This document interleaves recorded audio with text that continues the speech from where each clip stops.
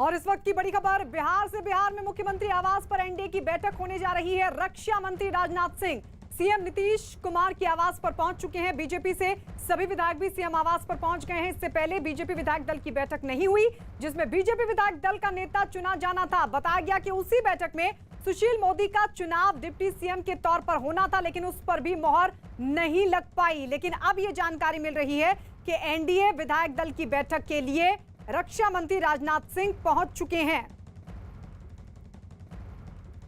ठीक है, बिल्कुल राइट टाइम सारी बैठकें होगी और सब ठीक होगा। बीजेपी प्रदेश कार्यालय में सर बैठक शुरू, मुख्यमंत्री को लेकर के सर चर्चाएं कई तरीके की हो रही हैं बिहार में। कोई चिंता मत करिए, सब ओके। सुशील मोदी उप मुख्यमंत्री बन रहे हैं सर, अभी थोड़ा राह तो देखिए सारी चीज़ों के लिए। ठीक है, बिल्कुल राइट टाइम सारी बैठकें होगी और सब ठीक होगा। बीजेपी प्रदेश कार्यालय में सर बैठक शुरू, मुख्यमंत्री को लेकर के सर चर्चाएं कई तरीके की हो रही हैं बिहार में। कोई चिंता मत करिए, सब ओके। सुशील मोदी उप मुख्यमंत्री बन रहे हैं सर, अभी थोड़ा राह तो देखिए सारी चीज़ों के लिए। ठीक है, बिल्कुल राइट टाइम सारी बैठकें होगी और सब ठीक होगा। बीजेपी प्रदेश कार्यालय में सर बैठक शुरू, मुख्यमंत्री को लेकर के सर चर्चाएं कई तरीके की हो रही हैं बिहार में। कोई चिंता मत करिए, सब ओके। सुशील मोदी उप मुख्यमंत्री बन रहे हैं सर, अभी थोड़ा राह तो देखिए सारी चीज़ों के लिए।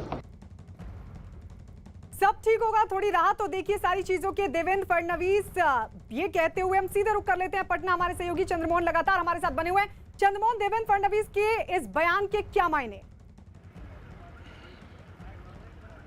बिल्कुल, देखिए बीजेपी ऑफिस में विधायक दल की बैठक होनी थी, जिसमें तमाम एमएलसी और जो बीजेपी के विधायक हैं वो पहुंचे हुए थे, लेकिन वहां बैठक नहीं हुई। और ये कहा जा रहा है कि जो राजनाथ सिंह हैं रक्षा मंत्री, वो पर्यवेक्षक नियुक्त किए गए थे, वक्त पर नहीं पहुंच पाए। लेकिन साफ तौर पर यह समझा जा सकता है कि जो वहां बैठक होनी थी वहां पर क्या राजनाथ सिंह जो वक्त पर नहीं पहुंच पाए उसकी वजह से नहीं हुआ, या फिर उसके पीछे कोई और वजह है। क्योंकि ये माना जा रहा है कि डिप्टी सीएम को लेकर ये अभी भी ये साफ नहीं हो पाया है कि आखिर कौन बनेगा डिप्टी सीएम, क्योंकि जो वहाँ पर बैठक होनी थी, जहाँ पर चुनाव होनी थी, वो नहीं हो पाया। और कई ऐसे नेता हैं जिनका महत्वाकांक्षा भी लगातार सामने आ रही है। जो बीजेपी के कई ऐसे विधायक हैं जो 6 से 8 बार जीत कर पहुँचे हैं, वो खुलकर कुछ बोलने के लिए तैयार नहीं है। लेकिन पिछली बार एक बार ऐसा हो चुका है जब सुशील कुमार मोदी को उप मुख्यमंत्री रहते हुए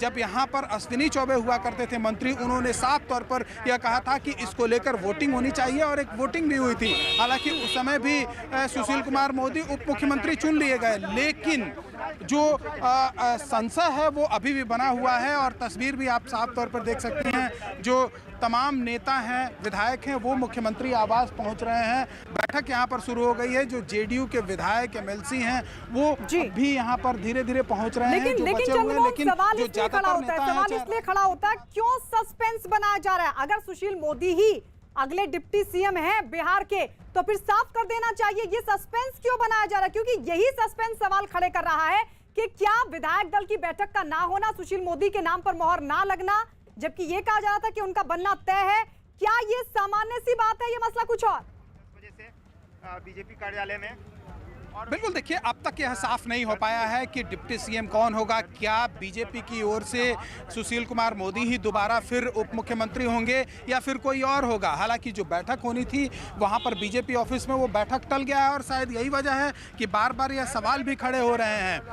नवल किशोर यादव हैं जो एमएलसी हैं, आपके सामने मौका और लोगों को भी मिलना चाहिए। सबको मौका मिलता है, मिला है, और मंत्रिमंडल में नए लोगों को जरूर चांस भी मिलेगा, और ये सब बहुत थोड़े समय में आपके सामने आ जाएगा। थोड़े समय में आपके पास जो सारी बातें हैं। सच्चिदानंद जी, क्या चल रहा है? नीतीश कुमार पर आप लोगों की सहमति है? बिल्कुल सहमति है। ये कोई नीतीश जी के विरोध में कोई नहीं है। जब हमारे शीर्ष नेतृत्व ने तय कर दिया है कि उनके नेतृत्व में सरकार बनेगी। यहाँ से प्रधानमंत्री जी ने 2 दिन पहले अपने भाषण में साफ कहा कि नीतीश जी के नेतृत्व में डबल इंजन की सरकार बिहार के जनता के अपेक्षाओं के अनुरूप कार्य करेगी। उप मुख्यमंत्री या मंत्रिमंडल का सदस्य कोई बहुत बड़ा महत्व का चीज नहीं है। एक अच्छी टीम बनेगी और एक अच्छे नेतृत्व के तहत वो टीम काम करेगी। अच्छी टीम या नई टीम? नहीं भी होगी, निश्चित रूप से नई टीम होगी। इसमें कुछ नए चेहरे भी होंगे, कुछ पुराने चेहरे होंगे, कुछ आजमाए चेहरे होंगे, कुछ नए चेहरे आजमाए जाएंगे, और जनता के निर्णय के अनुरूप सुशील मोदी होंगे कि नहीं? हो ही सकते हैं। सुशील मोदी जी फ्रंट रनर है, क्यों नहीं हो सकते हैं? वो पिछले 15 वर्षों से उप मुख्यमंत्री रहे, क्यों आगे नहीं हो सकते हैं? उसको लेके कोई इसी की बात नहीं है।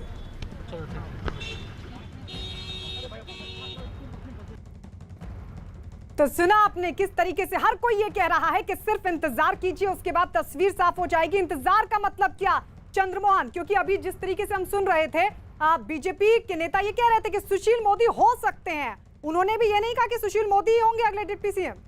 चंद्रमोहन,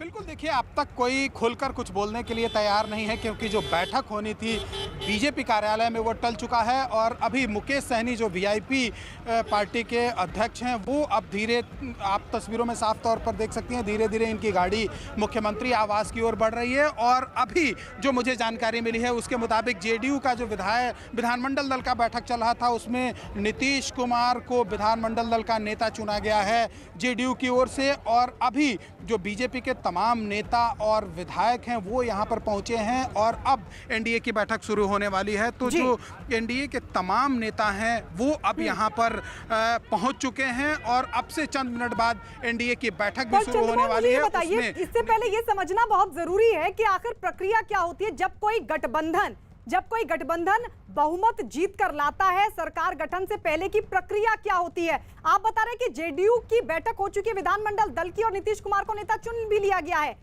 अब पूरी प्रक्रिया क्या रहती है? क्या जो भी गठबंधन के दल के विधायक नेता, विधानमंडल दल के नेता होते हैं, पहले उनका चुना जाता है, उसके बाद गठबंधन की बैठक होती है, या गठबंधन की बैठक पहले भी हो सकती है? बिल्कुल, आमतौर पर देखिए, आमतौर पर जो पहले प्रक्रिया है, जो भी गठबंधन में रहता है वो अपने अपने दल में बैठक करते हैं और वहां विधानमंडल दल का अपने अपने पार्टी का नेता चुना जाता है। और फिर उसके बाद सभी लोग जब एनडीए